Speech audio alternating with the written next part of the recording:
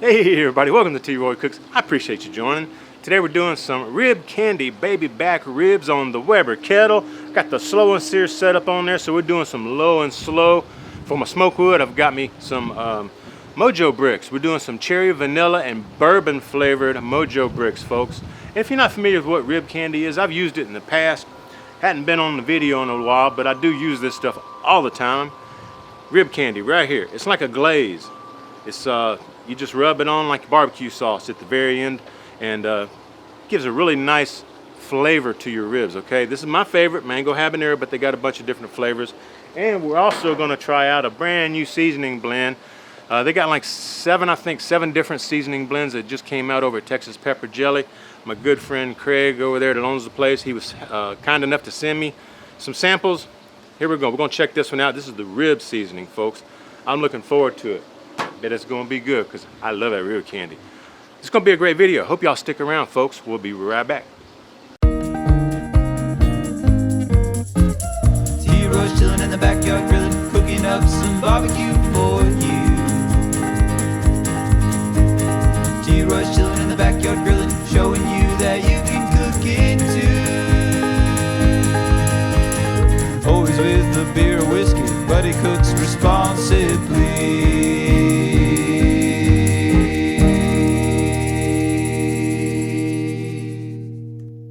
Alright folks, my baby back ribs, as you can see, I got the membrane already removed. This one had some nice fatty stuff on the end, so I just whacked off that end rib. But y'all know how I like to do it, folks. I'm just going to show you how to do one of these the way I usually do it. And then we're going to do the other one off camera. I like to get me a little bit of Worcestershire sauce on there. Going with some of this Texas pepper jelly rub. Yeah, get all the ends and everything else. And man, I like the seasonings on this. Seasonings on this, ingredients is sugar. First ingredient, sugar. And then salt, then brown sugar, spices, paprika, some anti-cake. Excuse me, smoke got to me. Onion and garlic. Flip that baby over. Hit the other side with a little Worcestershire. It don't take much. And folks, by all means, I like Worcestershire, but if you don't, use some mustard on here, some oil, water, or no binder at all. You don't have to put any binder at all. Folks, this looks good. I like this rub, man. All right, there we go. We're going to do the other one. We're going to let this sweat in for about 5-10 minutes, and then we're going to put it on the kettle. The ribs are sweated in pretty good, and my kettle's up to about 325 on the right over the heat. So it's about 275 on this side. I'm just going to take these and do like that. Do like that. Actually, I should probably put these in the middle. Anyway, we're gonna rotate these. I don't know, probably like every hour or so. Make sure they're evenly cooking. You know, put this one here, put this one here. And I'm just gonna, you know, after a couple of hours or so, or 2 or 3 hours after the bark sets, I'm gonna start spritzing. And at that point, I'm gonna spritz about every 30 to 45 minutes. So I'll probably bring y'all back here maybe like the 4th hour or so. We'll check on it. And at that point, I'll be getting close to starting to add some of the other stuff I'm gonna add on at the end. So y'all stick around, it's gonna be a good one. Alright guys, we're 4 hours in. These are looking darker than what I expected at this point. So I'm going to go ahead and wrap them in foil. I'm just going to use the regular brown sugar and butter, meat side down, wrap them up, keep them from getting any darker. I've been spritzing with a mix of apple juice and apple cider vinegar and a little bit of white grape juice in there. Maybe like a third of each. Also, my cooker here, I've been doing other stuff back here in the backyard and hanging out and stuff. Hadn't really been paying as much attention to it as I should have. So it's been running about 260 to 265, a little bit hotter than what I really wanted, which is causing this darker color. Plus, the new rub that I'm using, it's got a lot of sugar in it. So sugar will burn at those higher temps. I really should have kept this at a lower temp. Maybe I'll redo this video at a lower temp on my offset or something like that, or maybe the grubbin. Just show you what the difference is. But I'm gonna go ahead and wrap these, keep them from getting any darker, and when I go ahead and unwrap them here in maybe another hour and a half, then we'll start adding some other stuff, including the rib candy. So y'all stay tuned. All right, folks, there we go. We're about 265 or so. I just had the lid off for a brief second, checking on all this stuff. All right, we're 6 hours in. Again, I've been doing stuff. I hadn't been keeping an eye on this. Hopefully these aren't too overdone. Let's see where we're at. That one over here.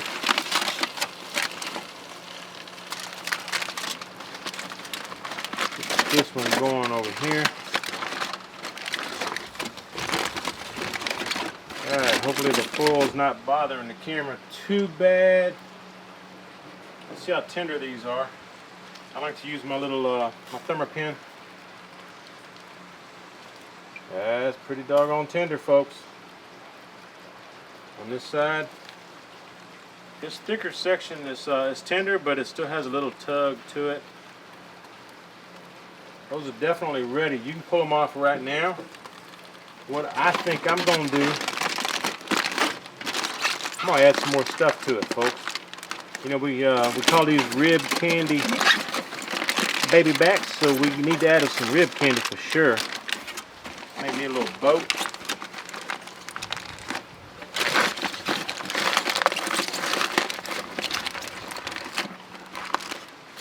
My charcoal was dying out, and my temps was down to about 175 inside the kettle. So what I did, I stirred up charcoal with a poker, just fireplace poker, and that got my charcoal going again. All right, guys, here we go. Let's flip them over, just like so. I'll tell you what, this rag looks really, really nice. I like the colors on that one. All right. Something like that. Now, before I put my rib candy on there, which is the last step, what I'm going to do here, I'm going to take my gloves off. And I'm going to throw me some barbecue sauce on there. My barbecue sauce of preference for pork is $10. Y'all seen me use this in the past. There you go, $10bucks.com, folks. Y'all go check them out. Again, links down below. Throw some $10. This is the hot one, the spicy one. That's the one I like. They make a regular one too, but this is it's real. It's one of those North Carolina sauces. They're actually out of North Carolina. I'll tell you what, folks, this is some of the best barbecue sauce for pork I've ever had. And I know you that have tried it, y'all sent me some comments saying how much y'all love it, and I appreciate y'all trying it out. Showing some love to a small family-owned company out of North Carolina, folks. There we go. Hope y'all get y'all some of this. This is excellent pulled pork, pork ribs, anything pork. I mean, it's great on everything, but especially pork because it's the North Carolina. You see how thin this is? See that? Real thin. Nice black peppery, nice vinegary, nice, just overall great barbecue sauce. I love this stuff. $10, man. Y'all go check them out. Let this set up here with the lid on for about let's go for about 20-30 minutes. We'll come back and we'll glaze it with some of the rib candy. All right, it's been 20 minutes. Now what you can do is take some of this sugary goodness that your ribs were basting in for a couple of hours. You can coat your ribs with it a little bit. Just add a little bit more sugary goodness. Here we are. It's not going to take away from the barbecue sauce. Just going to add a little extra sweetness. Now, folks, I'm doctoring these ribs up really, really good. I mean, if you wanted to, you could just put the 10 bucks on there, or what your favorite barbecue sauce is, and just leave it at that. But I promised y'all some rib candy, baby back ribs. Folks, that's what we got. Here we go. Rib candy from Texas Pepper Jelly. I like the mango habanero, but again, they've got plenty of different flavors. Give it a good shake. And don't let the mango habanero, don't let the habanero part fool you. This is not super hot. I mean, you can see some little bitty flakes. I don't know if you can catch it on camera. You got 3 flakes right there. A little bit of habanero. It's not that hot, folks. It's not that hot. And if you want some that's not hot at all with habanero, they make that as well. So choose your own heat level when you go to TexasPepperJelly.com. But I'm going to tell you what, these ribs are going to look fantastic with this glaze on here. Oh yeah, baby. That is some good stuff.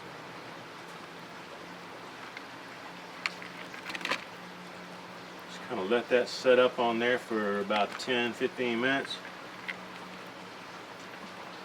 And that's going to be some yummy goodness. So I'll tell you what, I'm going to let this set up. I'm going to pull these off. We're going to let them rest. Kind of just like the way they are. I'm going to sit them on the cutting board, just let them rest. Open like this for maybe 10-15 minutes, and then we're going to cut them up and try them out. And we'll see y'all back then.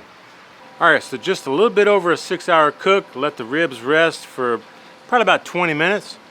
They look fabulous. Let's check them out. Let's cut us one. See what it tastes like.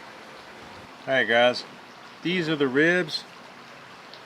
Again, they look fantabulous. Love it. I'm gonna go with this one right here, this one closer to me. And I apologize about the lighting. The lighting's kind of sun's coming in at a bad angle right now for me. So we're gonna leave this one here. I'm gonna leave it up front so y'all can see it. And I'm gonna cut this one. See if I can maybe make me a cut here without messing it up too bad. And also, I'm the only one eating this, so I'm gonna do me a double chop.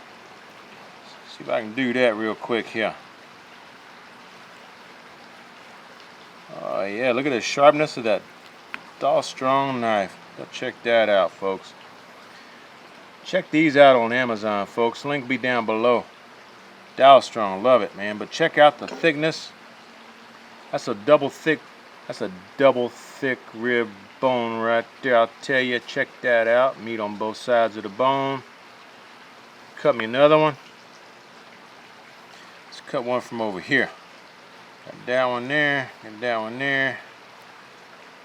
Alright, so we need to cut this one off here. Alright, and then we need to cut this one here. So you get a little bit of waste. It's not really what I call waste, because what this is what I call waste. It ain't really waste. You're gonna eat that right there, boy, I tell you. But you got your nice double chop right here.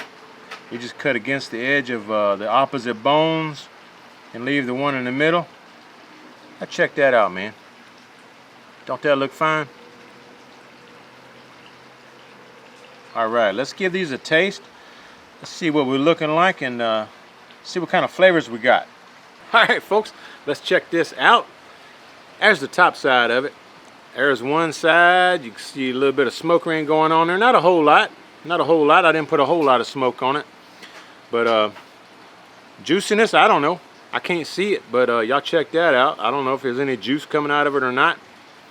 I know one thing, that top side's nice and tacky, and that's some ooey gooey sweet goodness right there.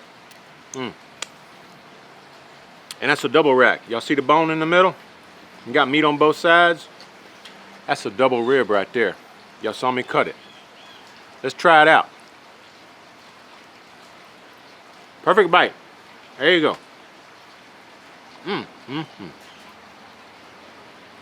Holy cow. Man, that's good.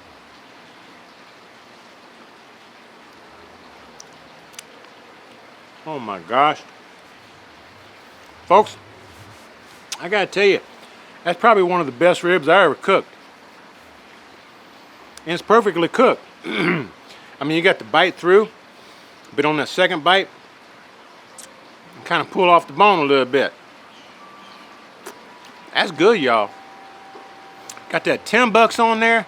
You got that rib candy on there. That rib candy, I'm gonna tell you what. With that habanero flavor that I've got, I just got the regular mango habanero. It's got a little bit of touch of heat right in the back of your tongue, right in the back of your throat. I wouldn't give it to like a 3 or 4 year old kid, but for you adults out there that like just a little bit of sweet with heat, nice balance, just a touch of heat, go for it, man. But they also make it without habanero if you do have kids, okay? Or if you can't handle the heat. But man, I'll tell you what, and then the rub, man. Texas pepper jelly rub. It's more sugar than anything else. So it really complemented that $10 barbecue sauce.